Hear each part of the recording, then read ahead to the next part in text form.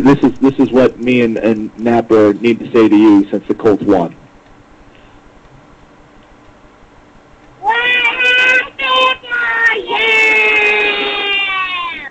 So, anyways, got the kids doing some, I got slave labor going here. Got the kids doing some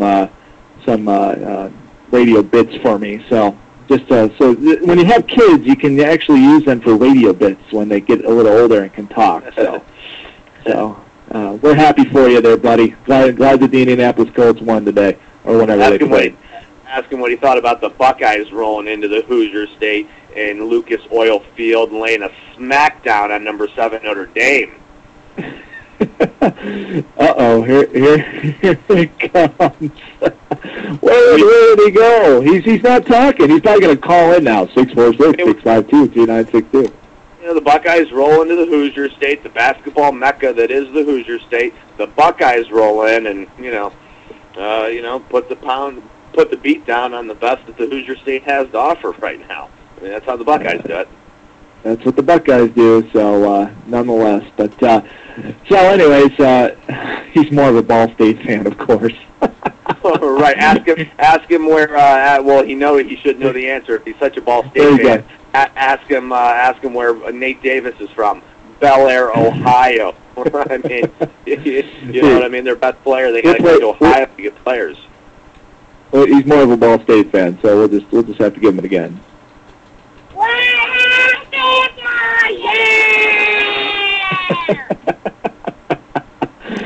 So what about the Salt Lake Bees? CDK Radio wants to know about the Salt Lake Bees, AAA farm affiliate of the San Diego Padres, I believe. They may have changed. There was a couple changes out there. I don't think they were one of them. I think they're still associated with the San Diego Padres. The state of Ohio is just leftovers Indiana didn't want. I quote. That's from my buddy. So I thought you wouldn't know. Should I give him something else again? Here, I'll give him this one. Here, he'll like this one. Kuda all day. While the chips at play, Kuda rocks away. Hey Saddam, how'd you like a missile up your ass? Kuda delivers. There you go. You can. So we'll send a missile up his his way, because it's Ohio, man. Ohio rocks, right? Cleveland rocks, like our buddy what's his name? Drew Carey said. Didn't he sing a song about that? Yeah, Cleveland rocks. Hey, we're having fun. We're having fun here tonight. It's been 3 weeks since we've talked baseball, and it's just been lots of fun. So I got to play this one more time. Just we got, like I said, about 20 minutes left here on MILB Radio, MILBradio.com. And just to remind you who we're listening to, here's my buddy. This is Cannonball Kelly. Take me out to the ball game. Get into the action with Kim Kuda, the Peanuts and Cracker Jacks of MILBradio.com.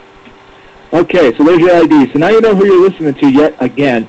And so about 20 minutes of talk left here. Now, was there anything else, Napper, that you other than the Cleveland Indians not really doing the things that they need to do to be successful, or did you see anything else come across the line?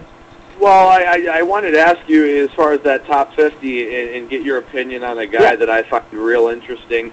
Guy by the name of Gordon Beckham, shortstop in the White Sox organization. I didn't know if he made the top 50 list or if you knew where he was projected to start out this year. The White Sox first-round pick last year, number 8 overall, out of the University of Georgia. So just a fantastic career at the University of Georgia. I think he might even won the Golden Spokes Award.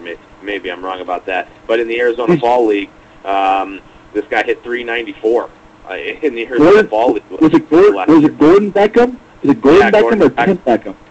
Gordon Beckham.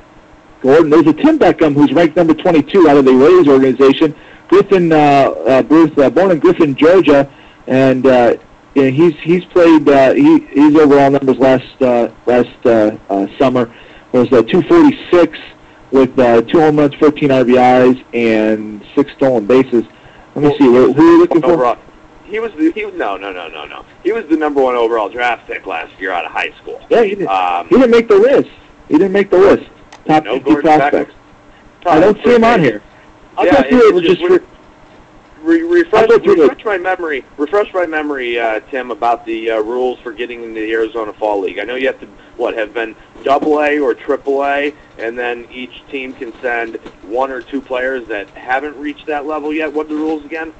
Yeah, the AA or AAA, and then they can send one wild card basically to the Arizona Fall League. So sometimes they'll send their first-round draft pick, like their first-round draft pick who may have played college or something like that. They'll send them to the Arizona Fall League, but they only get one, and then they may get another on a taxi squad who can only play like one day a week or something like that. But everybody gets a waiver for one player, and they can pretty much send anybody in the organization, anybody who's is eligible.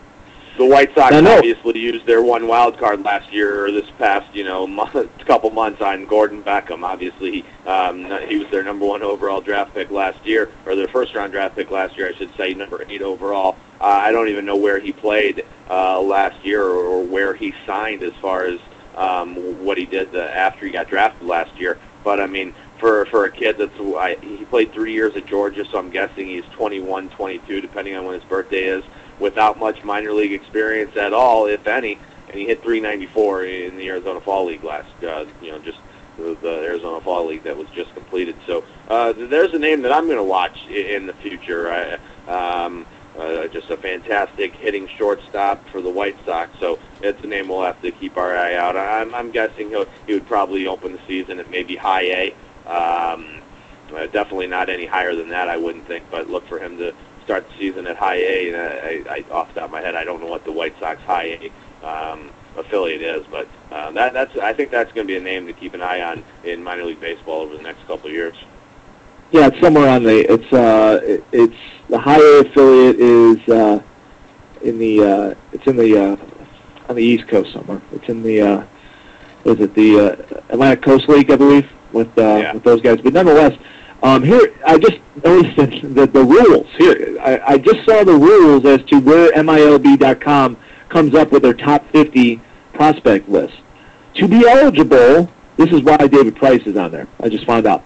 To be eligible for the top 15 or the top 50 list, players must have rookie eligibility. To qualify for a rookie, a player must not have exceeded 130 at-bats or 50 innings pitched in the major leagues or accumulated more than 45 days on the active roster of a major league club or clubs during the 25-player limit period, excluding time on the disabled list or military service time. So that is why he qualifies. That's why Price qualifies.